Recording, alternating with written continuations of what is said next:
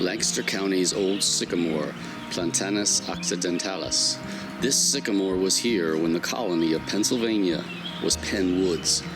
The tree is situated on land that was part of a 1718 Penn grant deeded by Penn to the early settlers. Documented over the centuries, Pennsylvania's most massive tree, the oldest sycamore in Pennsylvania.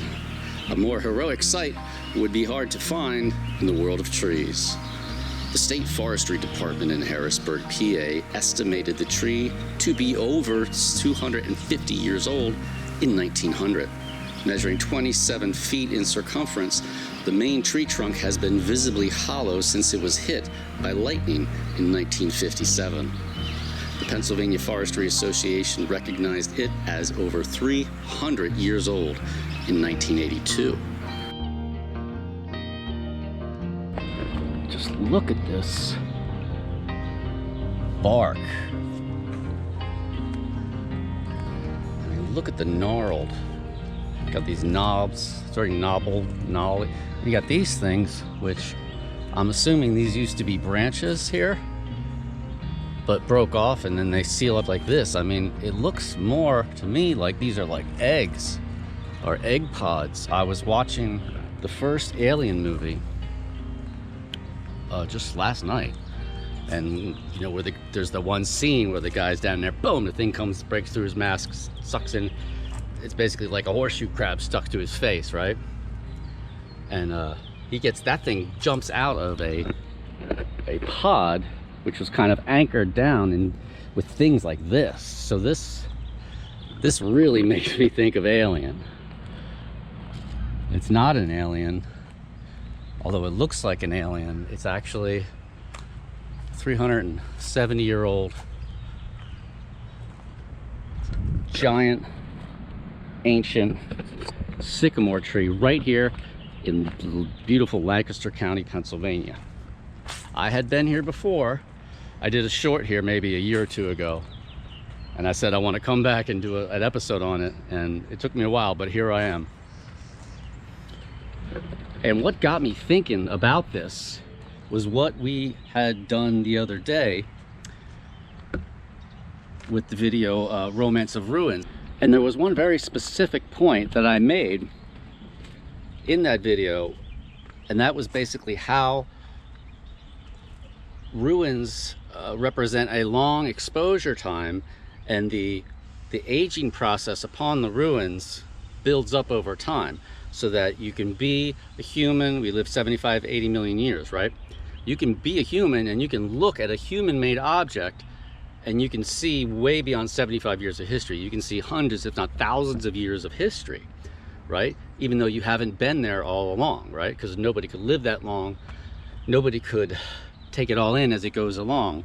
So in that video, I say that's one of the things that really magnetizes ruins, is that they allow human beings an artificial way to gain a larger grasp of a span of time they usually wouldn't be able to really see or feel because of their relatively short living spans. And the ruins are dead in a sense, right? And and it's a reminder of, you know, how things don't last. But I thought of this tree and I thought, you know what, this tree is been around a lot longer than the canals, right? And it's still alive. It's not dead, right? So in a way, I thought it's kind of like a reverse thing. So if you want to, the main theme was that things don't persist, right? Things break down, you have ruins. That's what we were talking about, ruins. But here is a great example of something that persists, and this is a live organism, right? This lasts a long, long time. So you get to see in a beautiful tree like this, what happens when the reverse of the breakdown of ruins happens, when life goes on, when life persists, when life adapts, when life goes through all kinds of struggles and losses, right? The huge limb here breaking off. Each one of these is a reminder of a period of time, right? But it just keeps going. This is not a ruin. It's alive, but it's got some kind of ruin elements to it, even though it's not a ruin, although some areas are clearly dying, like this right here. You have this section here, right? The bark is falling off completely. You're down to the wood. And there really are no trees. There's no leaves there at all. So this section here is a true ruin of a tree, you could say. It looks more dead. But when you get up here into the living section, which is in fact more than 99% of the tree, I mean, look at this stuff. Look. This almost looks like a, it reminds me of those giant clams they find, you know, those 2 feet wide clams they find in certain parts of the ocean. And it's just, you know, huge branches. Look at that.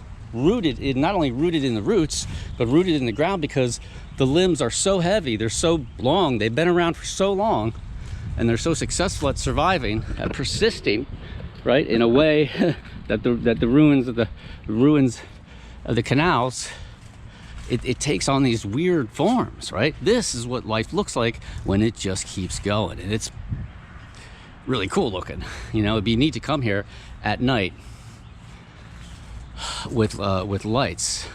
One of the neat things that's going on with this tree is that these limbs, this limb here is getting so heavy that if they let it be, it would probably be resting on the ground like that one, and they wouldn't have a parking lot. So they took 2 old telephone poles and they stuffed one of them up in an old branch hole and then the tree has grown around it, and this massive tree limb, right, is up in the air as opposed to down.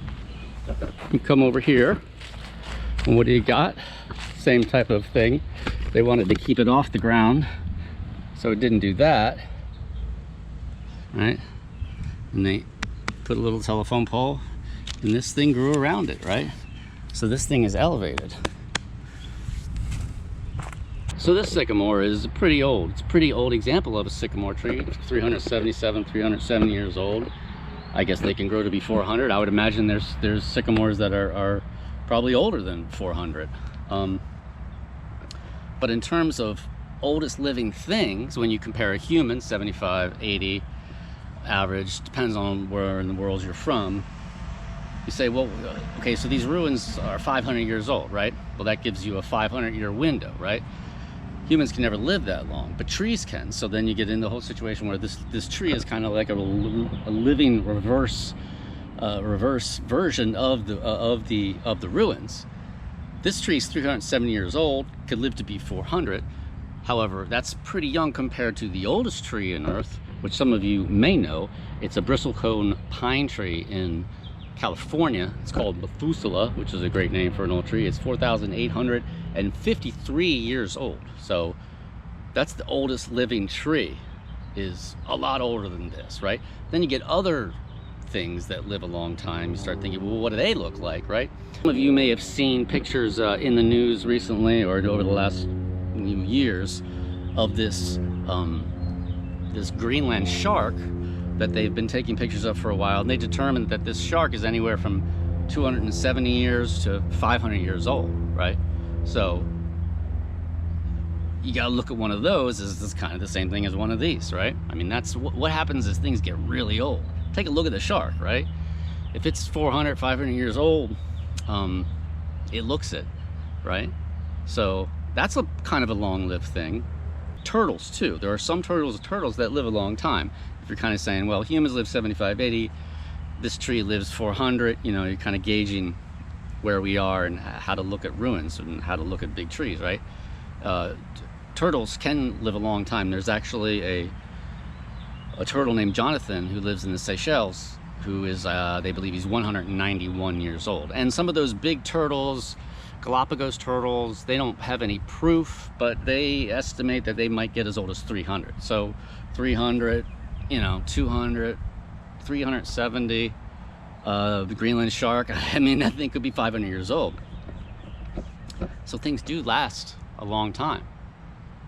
So when I look at this, I'm looking at 370 years of growth. And I'm thinking, wow, you know, that's a long time. That's a lot longer than I could ever live, right? And of course, being a sycamore, it has one of the coolest types of bark on any tree I've seen. Not that I've seen all trees, but it just has this camouflage bark. And then it gets even more weird up here. You get this old stuff, but all underneath, look at that, right underneath, it's white. You get those green drips, and then the trunk is just solid, you know. So I want to climb up on this limb, but out of respect for the tree, I'm going to leave my shoes right here and see if I can't navigate. Maybe we'll get a different view from there, okay? Just for fun.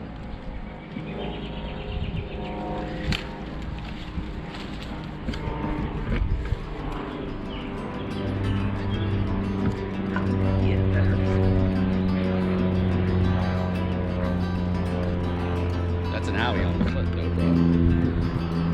Ow, ow. But look at the bark. I don't know if I can get across here.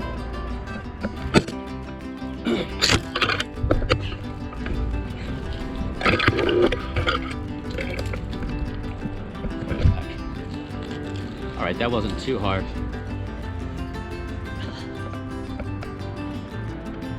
I mean, look at the view from down here, right? How cool is that?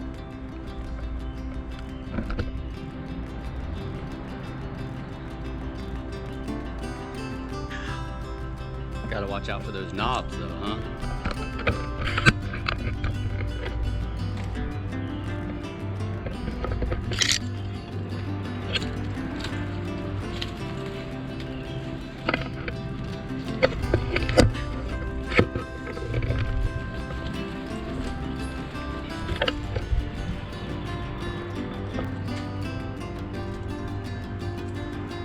Yeah, so now we're up in it.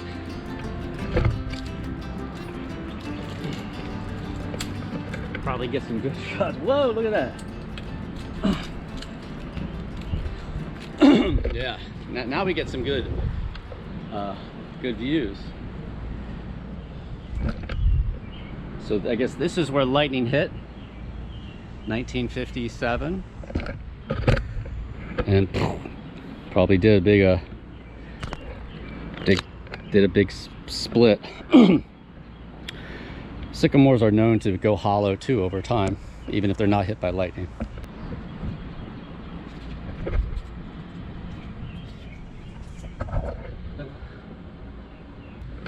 I'm not going to go out there because then you start gaining some height. Wow. And just boom. So 1, 2, 3 or 4 main branches. Our ancestors, the ancients, revered the sycamore tree for a variety of reasons. The Greeks associated the sycamore tree with the goddess Hera, who holds sway over marriage, issues of childbirth. The ancient Celts thought that sycamores were preferred trees for spirits to live in, so they would plant them close to their home. For the ancient Norse, the association was sycamore with Freya, the goddess of love, fertility, and war. I like them because they're often growing near water, and I love water, and I love these trees because of their bark and because of the big size they get.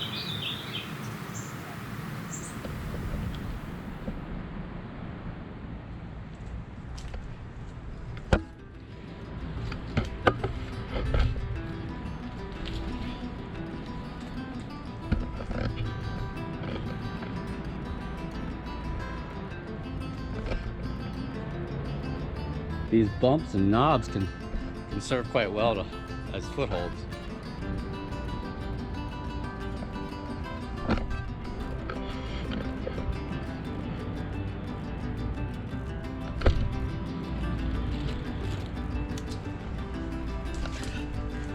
I want to make sure I don't damage anything as I'm cruising around. I don't want to break anything off.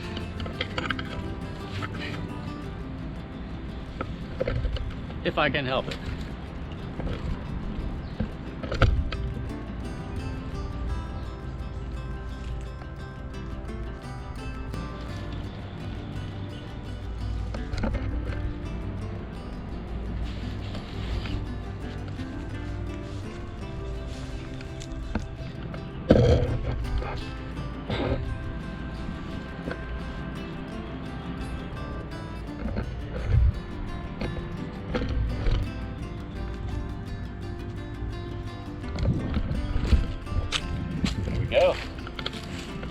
inside the living remnants. That this part of the tree is half dead, half alive in some sense, right? Look at the wood, look at the wood grain. Look how it's grown over the years. And look, there's tunnels going through the branches. Right up in there, look at that. We have more of the sycamore root tunnels. I did another episode with a tree called the Goodway sycamore in Harrisburg. Go watch that. That's where I first discovered that sycamore trees of a certain size really start to develop these cool root tunnels where the roots become hollow. The center of the roots become hollow, and I guess the exterior of the root carries on in its root function, but the inside, I guess, dry rots, and over time this stuff is carried out by small animals, and you get a system of tunnels in the roots. So branches, I would assume, in some instances, I can't really see perfectly, but probably a tunnel going down that branch. Just look at that wood. It's amazing. All right, that's going to wrap it up for this episode. I hope you like this big, beautiful 370-year-old sycamore tree, and I hope it made sense the way that I tied it in with the ruins. So if you ever are looking at ruins and you get depressed because it reminds you of the impermanence of life, come over here or to a similar tree and gaze in awe and wonder at the persistence of life, right? Life is impermanent, but it also has the ability to persist, not forever, but that persistence has its own power to it, best displayed in living organisms, trees like this, where you see the ages, you see well beyond your own lifespan in the history of this tree. I had a great time, hope you did too. If you did, make sure you hit subscribe, ring my bell, follow me on all the platforms, share me on the socials, okay? You knew what to do. This is Brett for TopoRanger, and I'll see you next time.